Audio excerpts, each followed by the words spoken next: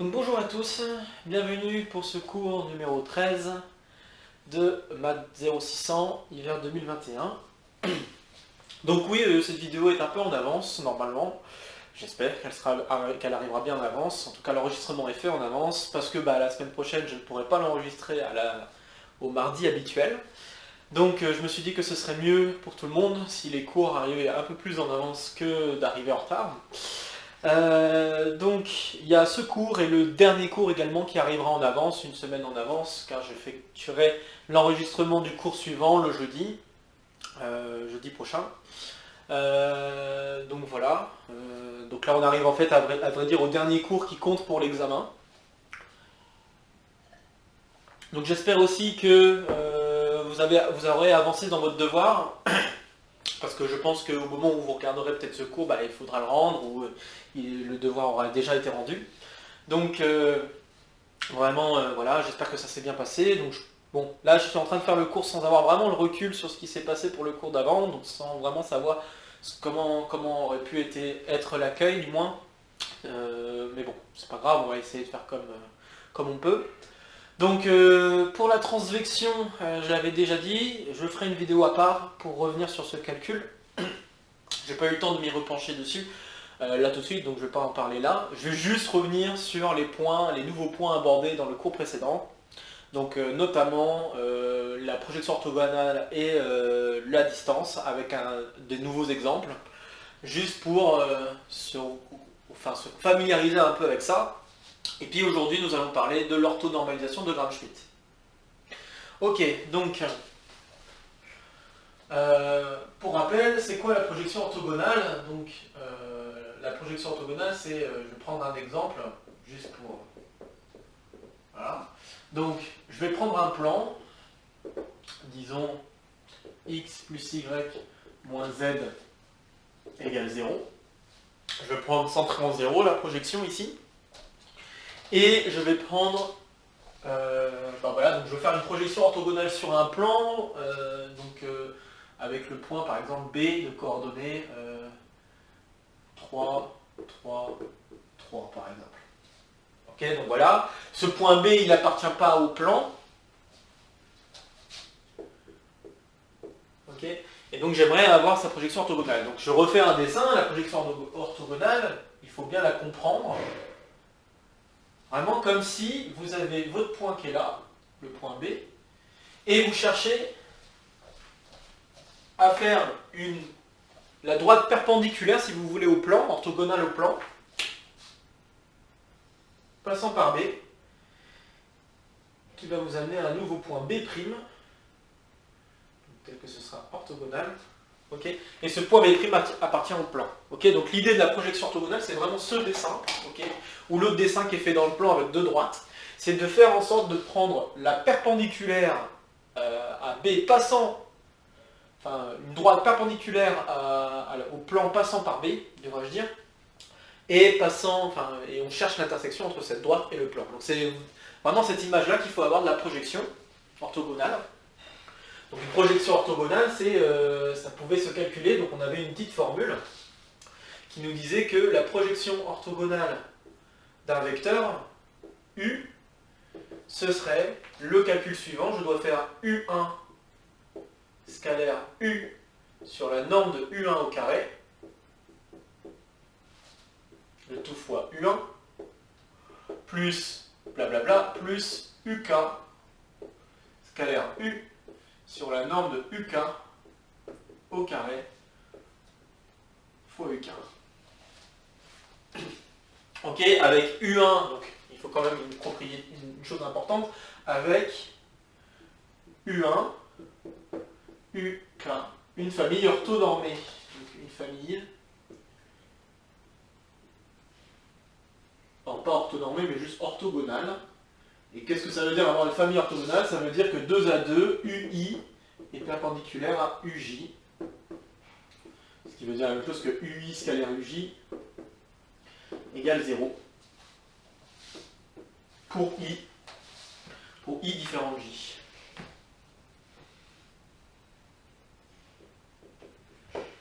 D'accord? Donc c'est ça le calcul de projection orthogonale d'un vecteur. Alors pour calculer cette projection orthogonale, ce qu'on fait, c'est qu'on va déterminer, donc il nous faut un couple de vecteurs, U1 et U2, qui soient orthogonales l'un par rapport à l'autre. Et donc c'est là en fait la difficulté, c'est essayer de trouver une famille telle qu'on a des vecteurs orthogonaux, c'est pas toujours évident.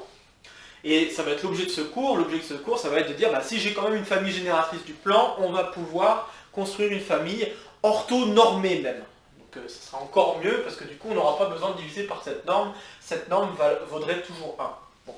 Alors, je vais refaire l'exemple un peu comme on l'avait fait dans le cours. Donc là, je veux me donner U1, U2, tels que ces deux vecteurs sont orthogonaux. Donc je peux prendre U1, par exemple, un des vecteurs assez simple qu'on peut voir là-dedans. Donc là, je peux prendre 1, 1, 0. Donc ce vecteur-là, il est bien... alors, pas 1, moins 1 d'ailleurs, c'est 1, moins 1. 1, moins 1, 0. Ce vecteur-là, il appartient bien au plan. C'est bien un vecteur directeur du plan parce que j'ai bien 1, moins 1, moins 0, ça fait bien 0. Ok. Et puis, bon, bah, ce que je vais faire, c'est que je vais prendre un deuxième vecteur et je vais l'appeler alpha, bêta, gamma. Et je vais lui imposer deux choses. D'une part, que ce soit un vecteur directeur. Donc, c'est-à-dire, je veux que alpha plus bêta moins gamma égale 0. Et je veux d'autre part que U2 soit orthogonal à U1. Donc, ça signifie que alpha moins bêta soit égal à 0. Ok, donc là, on se retrouve avec l'intersection de deux plans. Donc, l'intersection de deux plans, là, ça va me faire... donc là, je vois que alpha doit être égal à bêta. Et ici, je vois que gamma doit être égal à 2 alpha. Donc ça signifie que U2 s'écrit alpha, oui c'est ça, alpha, alpha, 2 alpha. Donc autrement dit, je peux prendre le vecteur, en prenant alpha égale 1, je peux prendre le vecteur U2 de coordonnées 1, 1, 2. Donc on peut s'assurer maintenant que le produit scalaire de U2 avec U1, ça fait bien 0, et que ce vecteur est bien directeur du plan. Bon voilà, comme on travaille dans un plan, ce plan il est généré par deux vecteurs qui forment une famille libre, et c'est le cas, ces deux vecteurs vont former une famille libre, on le voit bien à cause du 0 qui est ici et qui n'est pas présent ici.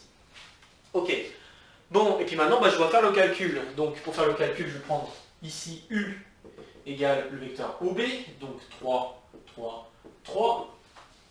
Et donc je dois me lancer à faire le calcul suivant. Donc projection orthogonale de U sur le plan, ça va être, donc je réécris la formule, U1 scalaire U sur la norme de U1 au carré fois U1 plus U2 scalaire U sur norme de U2 au carré fois le vecteur U2. Ok, donc là je viens juste de sortir la formule dans ce cadre. Je vais un peu effacer pour pouvoir continuer mes calculs. Voilà. Bon. Hop. Donc si je continue un petit peu mes calculs, ce que j'ai, il va falloir calculer plusieurs choses. Donc, on va les calculer un peu séparément. Si je calcule U1 scalaire U, donc U1 scalaire U, je vois que ça fait 0. D'accord? Parce qu'on a 3 moins 3. Donc U1 scalaire U, ça fait 0. U2 scalaire U, par contre, ça va faire 3 plus 3, 6, 6 plus 12, 6 plus 6, pardon, 12. Voilà. Donc là, on a 12.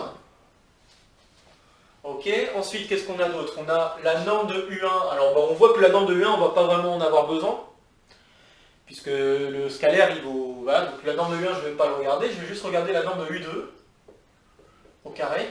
Et la norme de U2 au carré, je dois faire lui au carré, plus lui au carré, plus lui au carré. Donc 1 au carré, plus 1 au carré, plus 2 au carré. Ça me fera 6. Ok. Et donc, j'en déduis que le projeté orthogonal de mon vecteur U, c'est ici, donc 0 sur la norme, donc là ça fera 0, on n'a pas besoin de regarder, et lui, ça va faire 12 sur 6 fois le vecteur U2. Donc autrement dit, 2 fois le vecteur U2, c'est-à-dire 2, 2, 4. Et donc, le projeté orthogonal de B sur ce plan, donc B' de coordonnées 2, 2, 4 et le projeté orthogonal de B sur le plan. Ok, donc pour s'en assurer, je vais le refaire quand même pour que vous puissiez vérifier aussi que tout fonctionne. Si je regarde le vecteur BB', donc le vecteur BB', je dois faire la soustraction des deux coordonnées, donc je vais avoir 2 moins 3, ça fait moins 1, 2 moins 3, ça fait moins 1, et 1. Et ce vecteur-là, bah, c'est bien un vecteur normal au plan.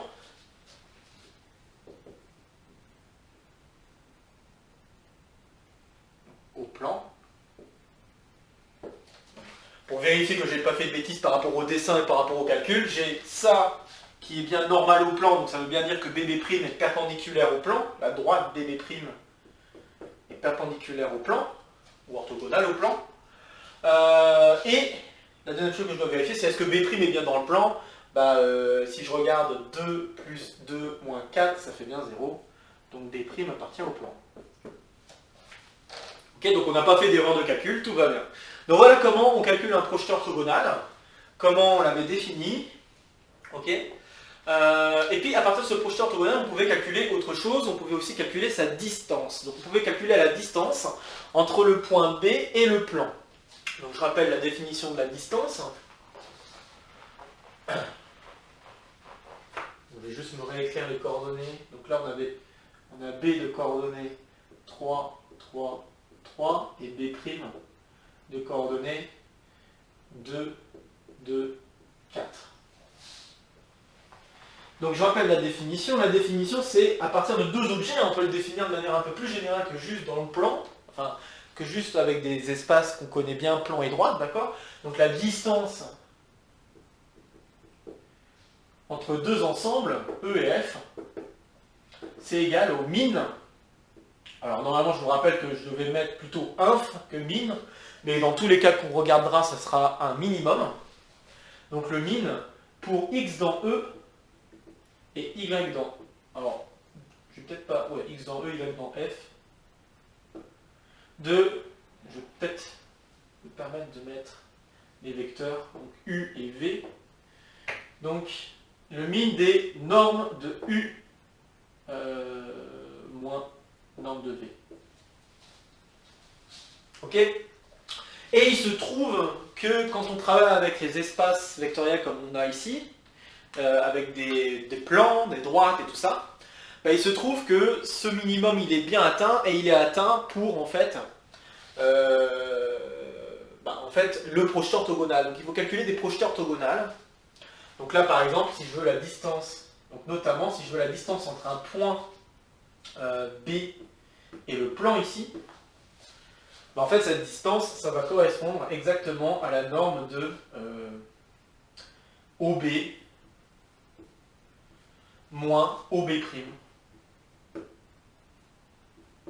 Et OB', je rappelle que c'est le projeté orthogonal ici de OB.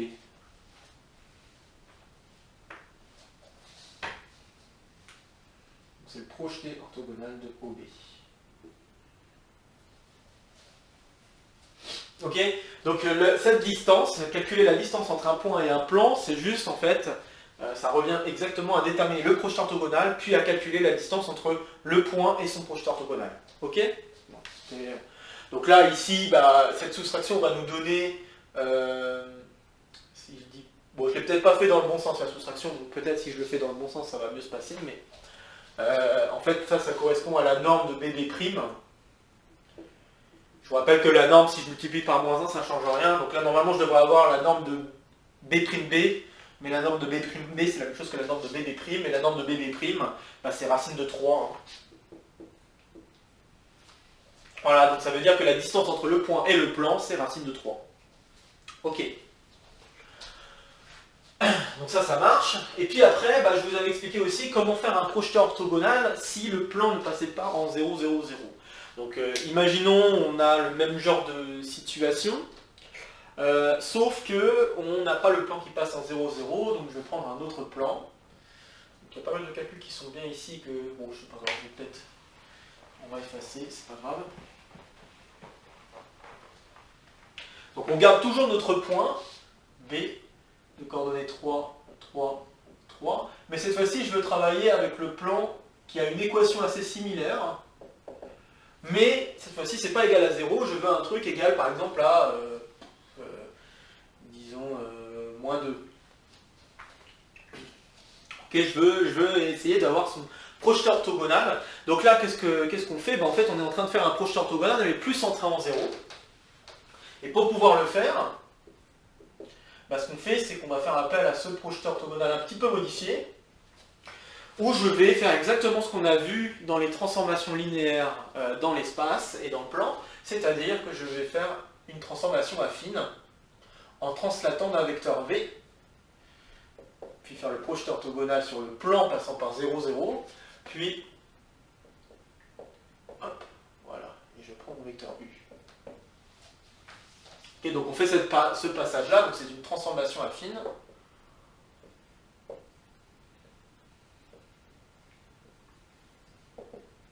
Et on va le faire dans notre exemple. Donc on va reprendre notre point B là. Ok. Donc prenons, alors on a notre point B qui n'appartient toujours pas au plan. Je vais l'appeler P', juste pour dire que c'est pas le même plan. Donc il n'appartient pas à P', puisqu'on peut vérifier que la somme fait 3, c'est différent de moins 2, pardon. Et puis, il faut un point qui appartient à ce plan, par contre, cette fois-ci. Donc là, je vais prendre un point C. Et le point C, je pourrais prendre par exemple 0, 0, 2, je pense que ça me paraît pas mal. Donc 0, 0, 2. Ça, c'est un élément du plan P'. Et donc je considère le vecteur V comme étant, 0, 0, 2. Ok, donc du coup, on est reparti. Le projeté orthogonal de notre vecteur OB, ça va être, donc je translaterai de V à la fin, je fais la projection orthogonale sur le plan passant par 0, 0, donc quand j'écris ça, c'est le projeté orthogonal sur le plan P x plus y moins z égale 0, ok, donc je reprenne ce plan. Et donc là, je translate de 2 mon vecteur de départ qui était OB, donc 3, 3, 3. Donc là, ce que je vais avoir, c'est 3, 3, 5. De moins 2, pardon. Je le translate de moins 2, c'est moins V. Excusez-moi, il y a moins V. Donc moins 2, c'est plutôt 3, 3, 1. Voilà. Donc je le translate de... Ouais, c'est ça. Je le translate de ce vecteur, de moins ce vecteur. En me retranslatant de moins ce vecteur, là je me ramène donc au cas où, en fait, on est en train de faire la projection dans le plan P. Donc dans le plan P, je rappelle les deux vecteurs que nous avions obtenus, c'était 1, moins 1, 0 et 1, 1, 2, qui sont tous deux, qui forment une famille orthogonale. Voilà. Et donc du coup, pour calculer ce projeté orthogonal, de 3, 3, 1, et bien je recommence le calcul. Je dois faire donc U1 scalaire ça, donc U1 scalaire ça, ça fera encore 0. Donc je ne vais pas l'écrire, je n'ai pas besoin d'écrire quoi que ce soit pour U1. Par contre pour U2 ça va faire 3 plus 3, 6, 6 plus 1, 6 plus 2, 8. Donc j'ai 8. Sur la norme de U2, on avait dit que c'était 12 au carré, la norme de U2 au carré, ça fait 12, non ça fait 6, pardon. Pas 12, 6, hop. Et je fais fois le vecteur U2. Donc ça nous donne 2 tiers de U2, donc ça veut dire que je vais obtenir 2 tiers, 2 tiers, 4 tiers. Donc voilà mon projeté orthogonal pour ce vecteur 3, 3, 1. Et puis ce vecteur 3, 3, 1, là après je le remplace, donc ça va faire... Donc là j'en suis à projeté orthogonal modifié, donc sur le plan P', ça va être égal à taux V de ça, 2 tiers, 2 tiers, 4 tiers. Et puis là il faut rajouter 2, donc si je rajoute 2, ce que j'obtiens c'est 2 tiers, 2 tiers, et puis donc si je rajoute 2, ça veut dire que j'ajoute 6 sur 3, donc ça fait 10 sur 3. Voilà. Et donc, le projeté orthogonal, donc B seconde de coordonnées 2 tiers, 2 tiers, 10 tiers, et le projeté orthogonal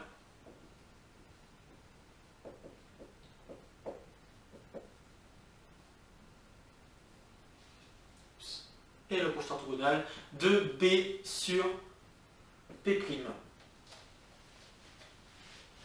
Donc voilà comment ça marche, le calcul du projeté orthogonal. On peut encore une fois s'assurer que B seconde appartient au plan P', et on peut aussi s'assurer que B seconde B est bien un vecteur orthogonal au plan. Et puis bon voilà, maintenant si je veux la distance entre P' et B, donc la distance entre B seconde plutôt et P', et bien ça va être la norme de B seconde. Ok, donc si je fais B du vecteur B seconde, donc si je fais B seconde, ce que j'obtiens c'est donc, ça va faire un truc pas très propre, hein, tant pis, enfin pas très beau, mais là on va avoir 2 tiers moins 3, donc 2 tiers moins 9 tiers, ça fait moins 7 tiers au carré, donc ça fera 49 sur 9. Ensuite j'ai moins 7 tiers, donc encore une fois plus 49 sur 9. Et enfin, le 4 tiers avec le moins 3, donc là cette fois-ci, ça fera 5 tiers, donc 25 sur 9. Et tout ça sous une racine. Donc le sur 9, on peut le mettre en facteur, ça fera 1 tiers, avec la racine carrée. Et après, il faut additionner, hein, donc si j'imaginais que c'était des 50, 50 et 50, 100, 100, 125, 125, et j'enlève 2, donc ça fera 123. Racine de 123, alors après je sais pas si ça se simplifie mieux que ça, mais en tout cas c'est pas un carré, donc bon, voilà. Bon voilà comment je fais pour avoir mes distances et tout ça. Alors on avait vu aussi quelques petites propriétés autour de ça. Je me permets vraiment de refaire bien le rappel, parce que comme je pense que c'est vraiment nécessaire de bien comprendre cette partie-là, donc c'est pour ça que je me pousse à faire vraiment un exemple de A à Z. Je pense que ça s'est plutôt bien goupillé. Donc, je veux juste rappeler un autre truc, c'est que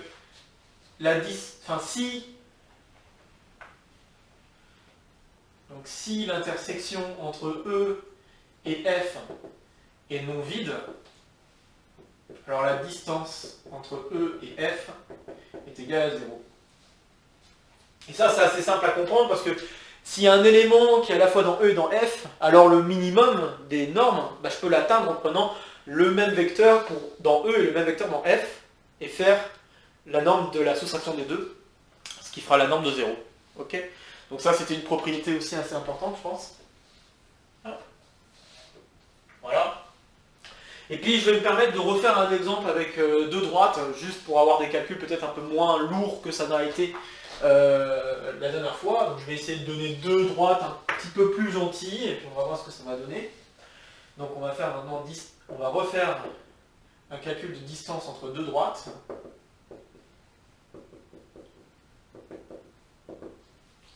Donc disons d'équations paramétriques x égale donc x égale t plus 1, y égale moins t plus 2, z égale t moins 1. Et puis d', on va dire x égale s moins 1, y égale 2s plus 2, et z égale moins s peut-être, moins 1. Voilà. Donc là, je veux essayer de connaître la distance entre les deux droites. Donc exactement comme je l'avais expliqué la dernière fois, ce que je vais faire, c'est que je vais me lancer à regarder les points d'une droite et à les projeter orthogonalement sur l'autre droite. Et ensuite, ce que je vais regarder, c'est essayer de déterminer le minimum des distances que je peux avoir entre les deux droites. Donc, hop, on va refaire ce calcul. Dans ce cadre-là, que j'espère plus sympathique, en termes de calcul. Parce que là, la dernière fois, on s'est tapé des gros calculs, des gros nombres. J'aimerais bien essayer de vous donner un exemple avec un peu moins de gros nombres. Donc,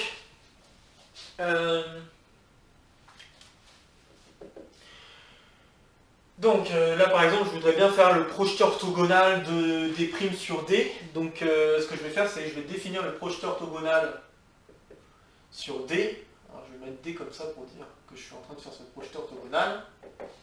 D'accord? Alors si je veux faire ce projeté orthogonal, on remarquera que, alors je ne sais pas si on passe en 0, 0, 0, mais je ne pense pas qu'on passe en 0, 0, 0. On peut vérifier d'abord si on passe en 0, 0, 0. Alors attendez, on va vérifier deux choses. La première, c'est est-ce que 0, 0, 0 appartient à la droite? Et je pense que ça ne va pas être le cas. Ça ne va pas être le cas parce que 0 égale t plus 1, ça veut dire que t égale moins 1. Et la ligne du dessous, 0 égale moins t plus 2, ça voudrait dire que t égale 2. Donc ça ne marche pas. Okay, donc t n'appartient pas à la droite. Ça c'est une première chose, comme ça on sait si on est en train de faire un projeté orthogonal au sens affine ou au sens centré en 0. Donc là on va faire un truc affine. Première chose. Et deuxième chose, on va regarder s'il y a une intersection entre les deux droites. S'il y a une intersection entre les deux droites, bah, l'intersection ça va être très vite fait. Ça va être très vite fait puisque du coup la distance ça sera égale à 0. Donc bon, là j'espère avoir fait quelque chose qui n'a pas d'intersection. S'il y en a une, bah bon, on changera un tout petit peu. Donc, mais il faut quand même le vérifier à chaque fois, hein, parce que si on se lance à faire des gros calculs pour pas grand chose, dans le sens où bah, au final on se retrouve avec 0, parce qu'on aurait pu remarquer avant qu'il y a un point qui est en commun. Bon, bah, si on peut le remarquer avant, on le remarque avant. Donc, bah, ce que je veux c'est t plus 1 égale s moins 1. Je veux que moins t plus 2 soit égal à 2s plus 2. Enfin, je veux savoir si c'est possible. Et t moins 1 égale moins s moins 1. Bon, alors si je regarde cette ligne-là, je vois que s doit être égal à t plus 2. Si je remplace par t plus 2 ici, je vais avoir que 2t, donc le t plus 2, je le mets de l'autre, enfin le t plus 2, je le mets de l'autre côté en effet. Donc je vais avoir 2t plus 2 moins 1, donc ça va faire plus 1 je le mets de l'autre côté, ça fait moins 2. Donc ça veut dire que t égale moins 1. Si t égale moins 1, ça veut dire que s égale 1. Et est-ce que ça colle pour cette ligne? Bah ça colle pas. Ouais, c'est bon. Donc si je prends, donc là on a vérifié la ligne 1, la ligne 3. Maintenant si je regarde la ligne 2 ça ne marche pas parce que je vais avoir 1 plus 2, ça c'est avec t, et de l'autre côté avec s, je vais avoir 2 fois 1 plus 2, donc ça ne marche pas. Donc voilà, on n'a pas d'intersection, très bien, donc l'intersection est vide, la distance est donc non nulle.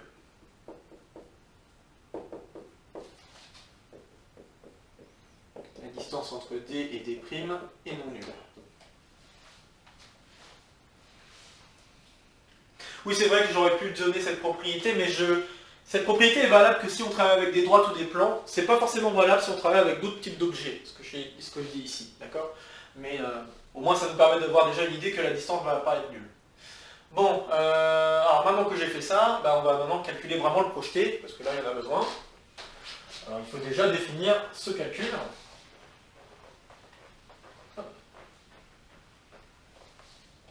Ok. Alors définissons ce calcul, donc encore une fois j'utilise la définition du projeté orthogonal, donc j'ai projeté orthogonal d'un vecteur U sur ma droite D. Je vais mettre juste un D comme ça en indice pour bien comprendre qu'on est en train de le faire sur la droite D. Donc pour cela, il me faut des vecteurs qui engendrent D et qui sont orthogonaux 2 à 2. Bah là, il n'y a qu'un seul vecteur qui engendre D, donc ce seul vecteur ça va forcément former une famille orthogonale. Donc ici, j'ai U1 qui vaut 1, moins 1, 1. Bon. Donc, et le projeté orthogonal, ça va donc être une formule un peu plus simple que dans le cadre du plan, puisqu'il n'y a qu'un seul vecteur. Ça va être cette chose-là. Ok. Bon. Alors, ensuite, il me faut un point qui appartient à la droite. D'accord, donc ça c'est le projeté orthogonal sur la droite. Je vais l'appeler delta. Donc, où delta est parallèle à D et 0 appartient à delta. D'accord, donc là je suis en train de définir, là ce que j'ai défini, c'est pas tout à fait la projection sur D, mais c'est la projection sur la droite passant par 0. Ok, maintenant que j'ai défini cette projection, je peux maintenant définir la projection orthogonale sur D. Et pour cela, il faut un point qui appartient à cette droite. Alors là, je peux prendre le point en prenant t égale 0, par exemple, tout simplement. Donc si je prends t égale 0, j'ai 1, 2, moins 1. Donc je vais prendre le point C de coordonnées 1, 2, moins 1, et donc le vecteur V, 1, 2, moins 1. Donc le projeté orthogonal en version affine de la droite D, c'est donc, si j'applique la formule, tau V de P orthogonal sur delta de tau moins V de U. Ok. Maintenant, il faut faire le calcul de manière générale. Donc, c'est-à-dire, je prends x, y, z, et puis je vais écrire les formules. Donc, si j'écris x, y, z, ça c'est mon vecteur U. Alors, on va faire les calculs au fur et à mesure. Quand je fais tau moins V de U, ça veut dire que je dois enlever ce vecteur à ce vecteur. Donc, ce que j'ai, c'est x moins 1, y moins 2, z plus 1. Maintenant, je fais le calcul du projeté orthogonal sur la droite delta de cette chose. Alors, le projeté orthogonal, je dois appliquer la formule.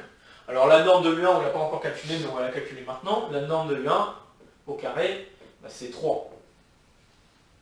Au carré. D'accord ? C'est 3. Sinon, c'est racine de 3. Et là, c'est 3. Ok. Donc, et puis U1 scalaire. Donc c'est ça qu'il va falloir calculer. U1 scalaire U, ça va être quoi? Ça va être 1 fois, donc une fois x moins 1, plus 2 fois y moins 2, moins une fois z plus 1. Et le tout divisé par la norme, donc ici qui vaut 3. Et le tout fois U1. Donc fois U1. Je vais écrire ça pour l'instant. Ok. Et puis ensuite, je dois faire tau V. Donc je dois rajouter le vecteur V à ça. Ici j'ajoute le vecteur V, l'expression que j'obtiens c'est la chose suivante. Donc x moins 1 plus 2 fois y moins 2 moins z plus 1, le tout divisé par 3 fois U1 plus V. Donc voilà comment je fais mon calcul de projeté orthogonal de n'importe quel point dans l'espace sur cette droite. Là, c'est ça que je viens de définir en faisant x, y, z. Ok. Bon. Hop. Bon, très bien. Mais moi, ce qui m'intéresse, c'est pas n'importe quel point, c'est les points qui appartiennent à la droite D'. D'accord? Donc, je vais prendre un point appartenant à la droite D'. Donc, soit M appartenant à la droite D'. Ce M a pour coordonnées des choses comme ça. Donc, S-1, 2S plus 2 et moins S moins 1. Donc ce que je peux faire, c'est que dans mon expression, je peux remplacer le X, le Y et le Z par ces choses-là. Et c'est ce que je vais faire à présent. Donc ce que nous avons alors, c'est que le projeté orthogonal sur D du vecteur OM, ça va être S-2 plus 2 fois... Donc là, je dois faire 2S plus 2 moins 2, donc ça fera 2S, donc fois 2S. Et puis ensuite, moins S plus moins S moins 1 plus 1, ça fera moins S, et avec le moins, ça fera plus S, donc divisé par 3. Bon, fois le vecteur, bon là je vais l'écrire, donc le vecteur U1 c'était 1, moins 1, 1. Est-ce que j'ai pas fait une bêtise là? Ah, j'ai pas fait le bon produit scalaire, ok, j'ai compris, j'ai pas fait le bon produit scalaire, je viens de le voir. Donc là je l'ai fait par rapport à V, j'ai pas fait exprès. désolé, donc ici il y a moins, et ici c'est plus. Donc voilà, donc excusez-moi, je remodifie alors mon calcul. Ce que j'étais en train de me dire, je me dis mince, j'ai écrit U1 et j'ai mis un 2, je vois pas pourquoi j'ai mis un 2, c'est à cause de lui que j'ai mis un 2. Donc c'est avec U1 qu'il fallait faire le produit scalaire, pas avec V. Donc, je recommence, S-1, donc ça fait S-2, ça change pas. Ensuite, moins 2S, donc là il n'y a pas de x2, donc 2S plus 2 moins 2, ça fera 2S. Et puis le dernier, moins S moins 1, plus 1, donc ça fera moins S. Le tout divisé par 3, fois le vecteur 1, moins 1, 1. Et puis ensuite, il ne faut pas que j'oublie de faire plus le vecteur 1, 2, moins 1. Ok, donc maintenant on va faire les calculs jusqu'au bout. Donc là j'ai moins 2S moins S, ça fait moins 3S, moins 3S plus S, ça fait moins 2S. Donc je me retrouve avec, si je veux, je peux mettre moins 2 tiers pour l'instant en facteur, fois S plus 1. Alors, je vais peut-être aller un peu vite, je vais peut-être juste faire le détail entre temps. Donc j'ai fait moins 2S moins 2 sur 3.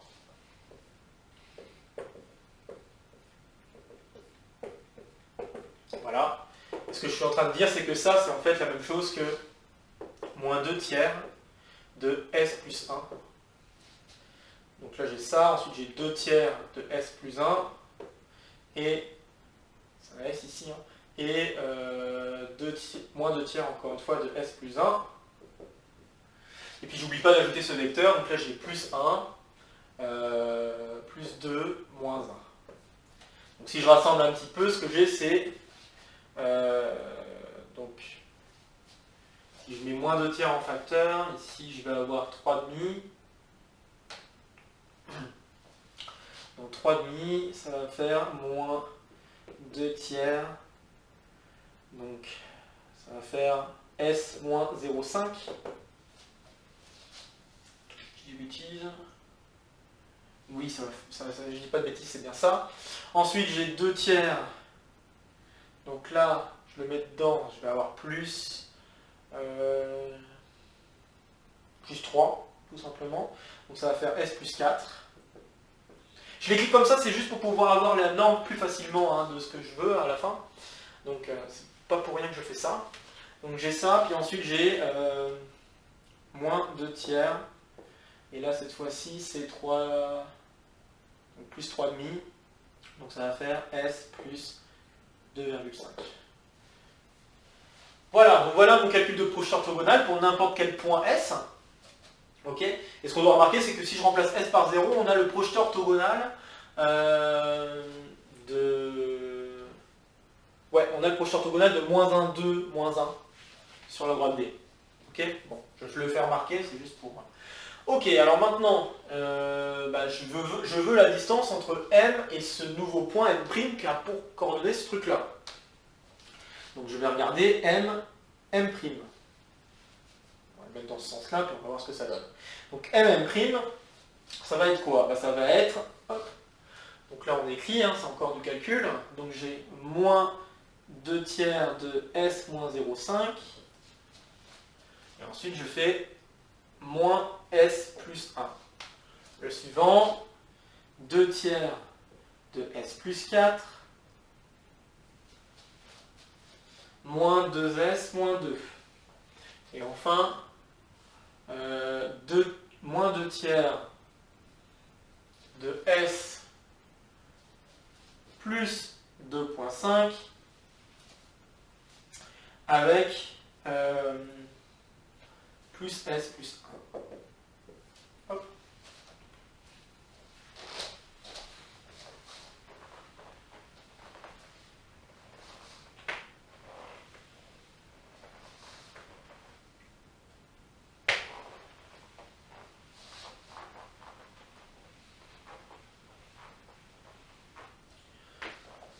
Ok, hop. Bon, on est plutôt pas mal. Donc, pareil, on va essayer de simplifier un peu tout ce qu'on a là. Donc, ce que je vais faire, c'est encore une fois mettre des 2 tiers en facteur, juste pour qu'on puisse faire les calculs sans qu'il y ait trop de méchanceté. Donc, on a moins 2 tiers de S moins 0,5. Ici, je mets moins 2 tiers en facteur. Ici, j'ai 3 demi qui va apparaître, donc plus 1,5 S moins 1,5. Donc si je simplifie, ce que j'obtiens c'est 2,5 moins 2. J'ai 2,5 moins 2. 2,5 S moins 2. Voilà. Pour le suivant, 2 tiers 2. Alors là j'ai S plus 4. Et puis en faisant ça, ce que j'obtiens c'est moins 3S moins 3. Donc moins 3S moins 3. Encore une fois, je vais effacer pour aller un petit peu plus vite. J'ai donc moins 2S plus 1. Donc moins 2S plus 1. Ok. Et puis le dernier, moins 2 tiers de S plus 2,5. Alors encore une fois, en mettant moins 2 tiers en facteur, je vais avoir moins 1,5 S moins 1,5. Donc encore une fois, en simplifiant, ce que j'obtiens, c'est moins 0,5 plus 1. Donc, moins 0,5 S plus 1. Voilà. Ouf. Et donc, ce qui m'intéresse, c'est de minimiser la norme, donc de rendre minimale la norme de ce vecteur. Donc la norme de ce vecteur, je vais mettre la norme au carré, parce que si je minimise le carré, ça marche aussi. Donc si je mets au carré, je vois que j'ai mis, vous avez remarqué que j'ai mis à chaque fois 2 tiers en facteur, c'est juste pour pouvoir mettre 2 tiers en facteur dans tout notre calcul à la fin. Je vais avoir en fait 2 tiers au carré en facteur. Alors qu'il y ait un moins ou pas, ça reste 2 tiers au carré. Et puis après, j'ai plus qu'à écrire tous les autres au carré. Donc là, j'ai 2,5 S. Oups. 2,5 S moins 2 au carré, plus moins 2S plus 1 carré, et enfin, plus moins 0,5 S plus 1. Voilà, c'est déjà un calcul plus agréable que ça n'était la dernière fois. Donc là, j'ai 4 neuvièmes, pardon. Et puis, je vais tout développer. Il faut s'accrocher, ça fait beaucoup de calculs. Donc, 2,5 au carré, ça va faire 6,25 S carré. Donc là, on utilise les identités remarquables. 2 fois 2 fois 2,5. Donc 2 fois 2,5, ça fait 5 fois 2, ça fera 10. Donc j'ai 10S. Plus 4. 2 au carré, ça fait 4. Plus 4S carré, moins 4S plus 1. Et le suivant, plus 0,25S carré. Moins donc 1 fois 0,5 fois 2, donc ça fera 1, donc juste S en fait, donc moins S, et plus 1. Ok, je continue, je rassemble les S carrés, donc là les S carrés j'ai lui et lui qui vont me faire 6,5, 6,5 plus 4, ça fera 10,5, donc j'ai 10,5 S carré.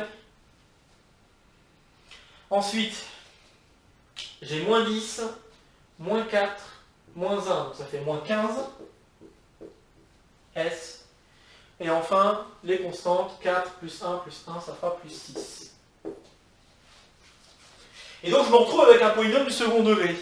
Et donc pour trouver la distance entre les deux droites, il faut que je rende cette valeur la plus petite possible. Et pour rendre cette valeur la plus petite possible, j'aimerais juste revenir là-dessus. Rendre la valeur la plus petite possible, c'est en fait prendre la valeur particulière S égale moins B sur 2A si on voit une équation du type AS carré plus BS plus C. Donc, toutes les fonctions polynômes du second degré admettent un minimum, et ce minimum il est atteint en cette valeur-là. D'accord? Donc ça fait appel à des choses que vous avez peut-être déjà vues il y a peut-être longtemps sur les polynômes du second degré. Donc il faut faire appel à ça. Et donc voilà ici, moins b sur 2a, donc moins b sur 2a, ça veut dire qu'il faut que je fasse 15 divisé par 2 fois lui, donc ça fait divisé par 21.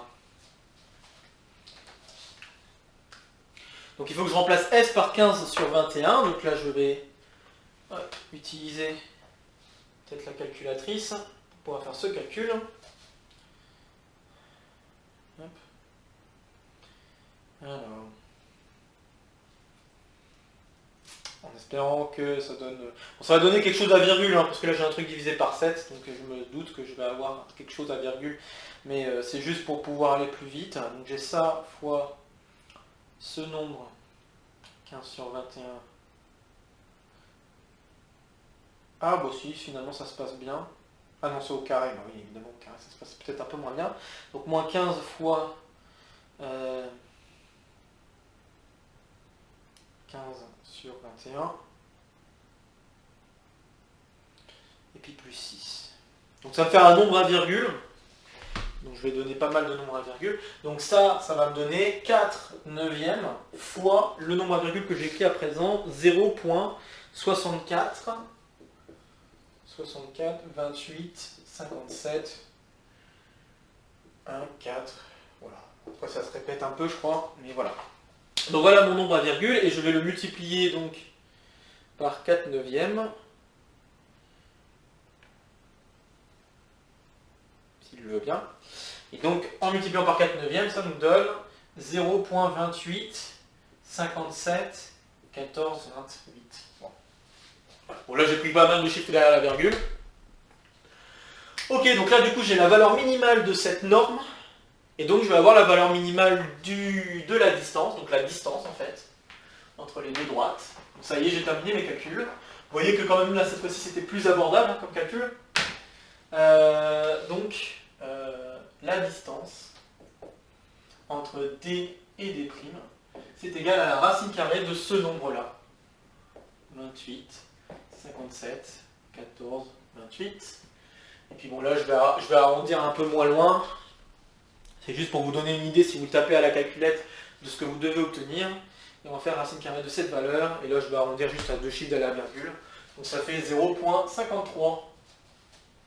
Voilà, donc la distance entre les deux droites est de 0.53.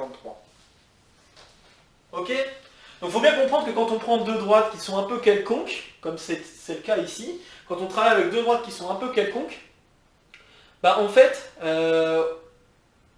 il y a plusieurs manières de le faire, à vrai dire, mais là, la manière dont on est en train de le faire, c'est qu'on est en train de regarder point par point ce qui se passe sur la droite du haut, et puis on regarde les distances au fur et à mesure des calculs de projetés sur cette droite, sur cette autre droite, d'accord? Donc, et comme on a deux droites qui sont un peu différentes, bah, si on va loin, plus ça va être, la distance va être grande. Et il y a forcément un moment où on va être plus proche, et donc ce moment où on est plus proche, c'est pour la valeur de S qu'on vient de trouver. Donc la valeur de S qu'on vient de trouver, bah, si je remplace S par cette valeur dans les coordonnées du point M qu'on avait posé, bah, ça serait pour ce point M qu'on obtiendrait la distance la plus petite entre les deux droites. Ok? Alors il y a un autre moyen de s'en sortir avec ça. L'autre moyen de s'en sortir, ça serait, j'aimerais quand même en parler, parce que c'est quand même une méthode. L'autre moyen de s'en sortir, ça serait de déterminer un plan dans lequel D appartient, un autre plan dans lequel D' appartient, et faire en sorte que ces deux plans soient coplanaires. Parce que si on fait ça, et ben en fait la distance minimale, ça va être exactement la distance entre les deux plans. Donc ça peut être assez intéressant de voir ça. Okay, donc je vais le refaire avec ça, avec cet exemple-là, ce que je viens de dire. Puis on va voir si on obtient la même chose. Et puis ensuite, une fois que j'ai fait ça, bah, je pense que je vais arrêter la première partie là-dessus. Et donc la deuxième partie parlera de l'orthonormalisation de Gram-Schmidt. Donc ce qu'on va faire cette fois-ci, alors évidemment j'ai effacé mes équations de plan, c'est un peu ballot là.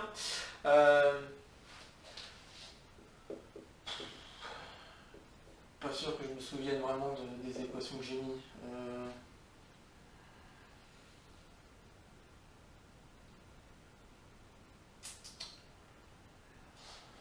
C'est pas gagné que je vais retrouver les équations que j'ai mis. Donc...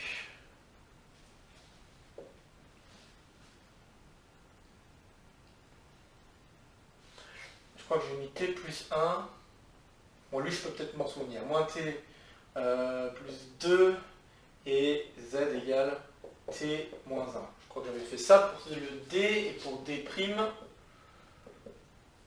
J'avais fait x égale s. J'avais 2s pour les y, 2s plus 2. Le z c'était moins s moins 1. Je pense que je n'ai pas dû faire quelque chose de super méchant, mais je voulais faire en sorte que ça ne soit pas un point ici, donc j'ai dû faire moins 1. Voilà, ok. Bon, je pense que ça devait être ça. Bon, j'espère que je me suis pas trompé. Donc voilà nos deux droites, ok. Alors cette fois-ci, ce que je vais faire, c'est je vais faire exactement ce que je viens de dire. Je vais prendre des plans. Donc je vais considérer P, un plan tel que ces vecteurs. Donc un plan, enfin, je vais prendre P1 et P2, deux plans tels que P1, donc D contient P1, donc j'écris comme ceci pour dire que D contient P1. Enfin, D est contenu dans P1, c'est ça que je voulais dire. La droite D' est contenue dans P2. Et ce que je veux, c'est que P1 et P2 sont coplanaires, donc parallèles si on veut. Okay, donc je veux ça. Je veux essayer de construire ces deux plans de cette manière-là. Alors, pour construire ces deux plans de cette manière-là, l'idée c'est de se dire, bah, autant, comme les vecteurs ici ne sont pas collinaires, on peut se dire, bah, je vais faire un plan enfin les deux plans vont avoir les mêmes vecteurs directeurs, c'est-à-dire le vecteur suivant et le vecteur suivant. Donc, je reprends mes vecteurs, j'avais défini peut-être U1 comme étant 1, moins 1, 1, et je vais définir à présent U2 comme étant 1, moins 1, 1, et comme étant l'autre 1, 2, moins 1. Ok. Bon, alors maintenant j'ai mes vecteurs directeurs, donc comment on fait pour avoir les équations cartésiennes? Ça peut être bien pratique d'avoir des équations cartésiennes des deux plans.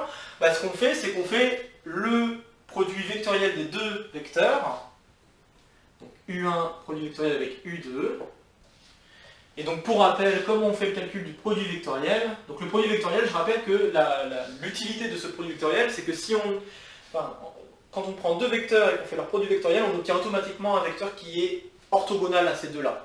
Okay, donc c'est ça l'utilité, ça va me donner directement un vecteur normal. Alors maintenant, comment on fait le calcul? Ben, le calcul, on le fait de la manière suivante, on cache la première ligne, et puis on fait le déterminant des deux autres lignes, donc moins 1 fois moins 1, ça fait 1, moins 2, ça fera moins 1. Ensuite, je cache la deuxième ligne, je fais le déterminant, mais cette fois-ci, je n'oublie pas de mettre un moins. Donc là, je vais avoir moins 1 ça fait moins 2, et je mets un moins, ça fait 2. Et puis ensuite, je cache la dernière ligne et je fais un déterminant et je ne mets pas de moins cette fois, donc j'ai 2 plus 1, donc 3. Et normalement, on doit pouvoir s'assurer que c'est bien orthogonal à tout le monde, donc là j'ai moins 1, moins 2, plus 3, ça marche. Et puis ici j'ai moins 1, plus 4, donc ça fait 3, moins 3, ça fait bien 0. Donc voilà, ce vecteur il est bien orthogonal aux deux, et donc bah, je sais que mes deux plans vont s'écrire. Hop. Donc mes deux plans vont pouvoir s'écrire.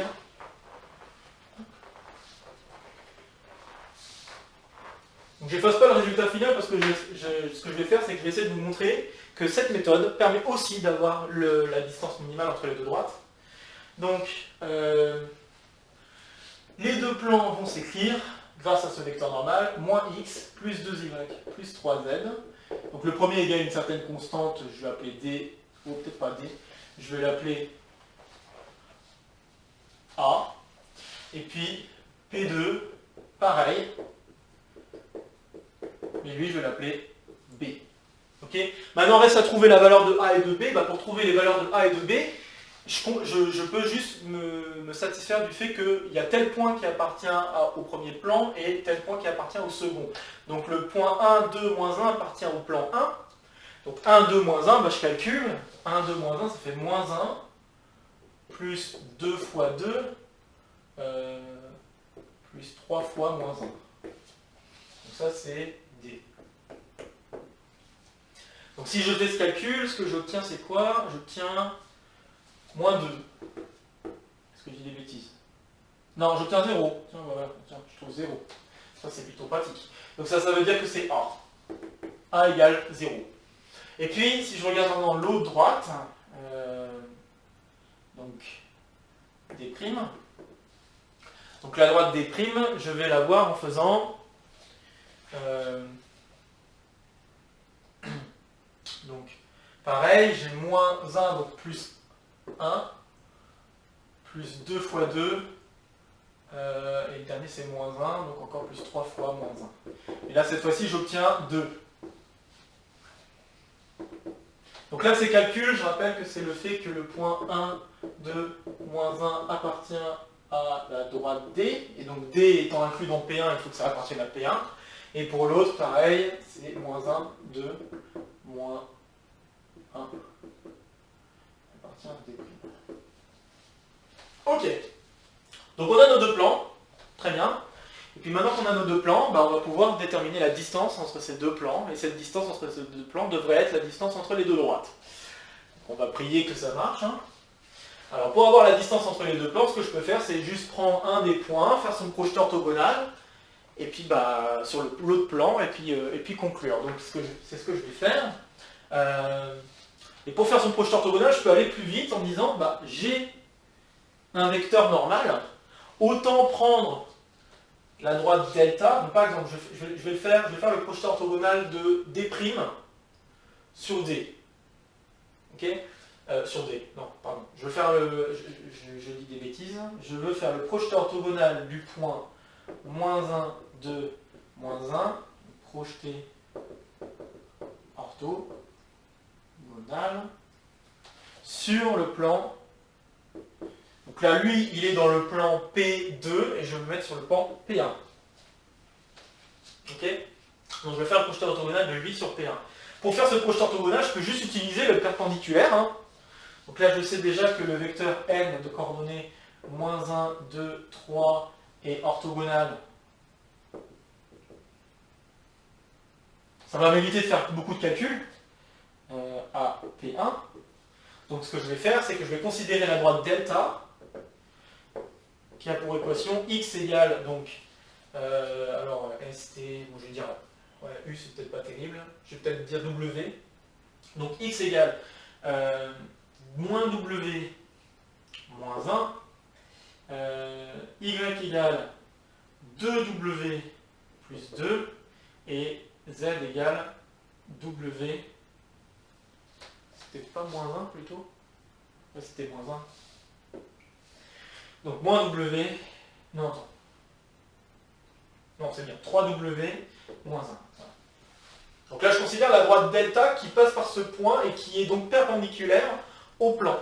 J'ai ça, et maintenant ce que je veux c'est trouver le w qui fonctionne pour que le point que je vais trouver va appartenir à la fois à delta et au plan P. Donc qu'est-ce que je veux? Je veux que moins w moins 1 plus 2 fois 2w plus 2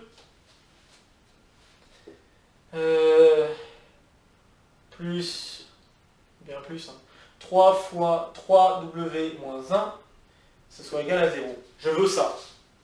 Donc je fais le calcul. Donc si je fais le calcul, j'obtiens w plus 1 plus 4w plus 4 plus 9w moins 3 est égal à 0. Et donc ce que je vais trouver, c'est, donc là les w ça fait 13 si j'additionne, donc j'ai 13w. Et là j'ai 5 moins 3 ça fait 2, je le mets de l'autre côté ça fait moins 2, donc w égale moins 2 sur 13. Bon, encore une fois ça va faire quelque chose d'assez moche, donc moins 2 sur 13. Hop, très bien, alors je vais faire ça un peu là. Donc j'ai moins 2 sur 13, et qu'est-ce que je vais faire ensuite? Donc je prends le point correspondant, donc m de coordonnées, donc moins 2 sur 13, moins 1, donc moins 2 sur 13, moins 1, donc ça fait moins 2, moins 13, donc ça fait moins 15 sur 13. Ensuite, d'ailleurs ça m'étonne d'avoir un truc sur 13, mais bon, d'accord. Il y a peut-être eu une erreur de calcul dans tout ce que j'ai fait avant, pendant que je vérifie, mais... Donc moins 13 sur 15, ensuite j'ai...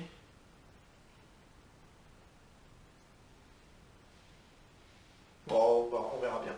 Donc moins 13 sur 15, après j'ai moins 4 sur 13, plus 26, donc ça fait 22 sur 13. Et puis, moins 6 sur 13, moins 13, ça fait moins 19 sur 13. Donc voilà le point qui appartiendrait à delta et au plan P0, d'accord? Et en fait, ce point M, c'est le projeté orthogonal.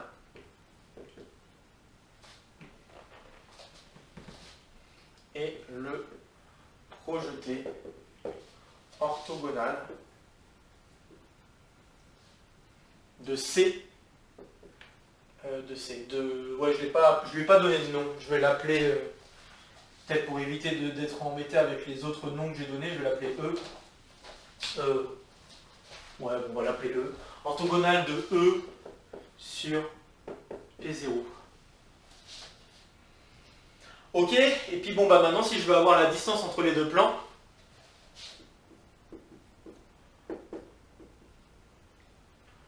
donc entre P1 et P2, et je vais faire la racine carrée je vais faire la norme de MM', enfin de ME, pardon.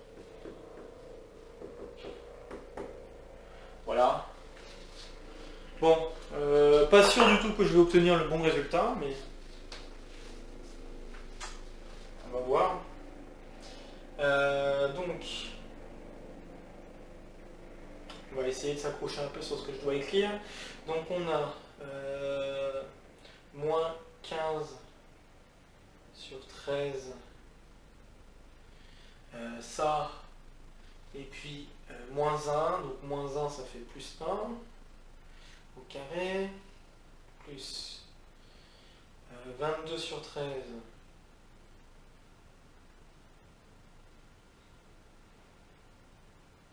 Ah, fluide, j'ai effacé. On recommence.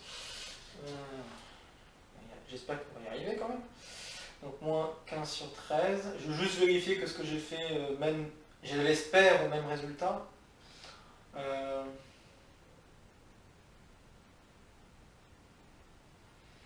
Ok.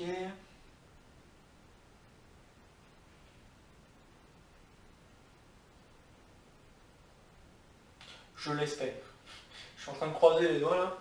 Ça se voit pas, mais... Hop, au carré. Je suis un peu... Ça se voit peut-être pas. Donc j'ai moins 19 sur 13. Moins 19 sur 13. Et ensuite c'est plus 1. Ah, j'ai pas obtenu le même résultat, donc il y a quelque chose qui ne va pas dans ce que j'ai fait comme calcul là. Ah ah! Bon, erreur de calcul qu'il va falloir retrouver. Mais je ne vais pas le faire là, puisqu'on arrive à la fin de la première partie du cours. Donc, mais normalement, je devrais avoir la même chose.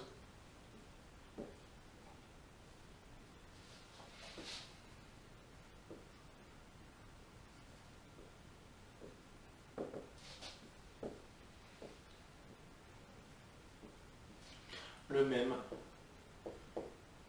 résultat. Bon, il faudra que je recheck le calcul là, donc je le recheckerai quand je m'occuperai du PDF, c'est-à-dire dans un certain temps.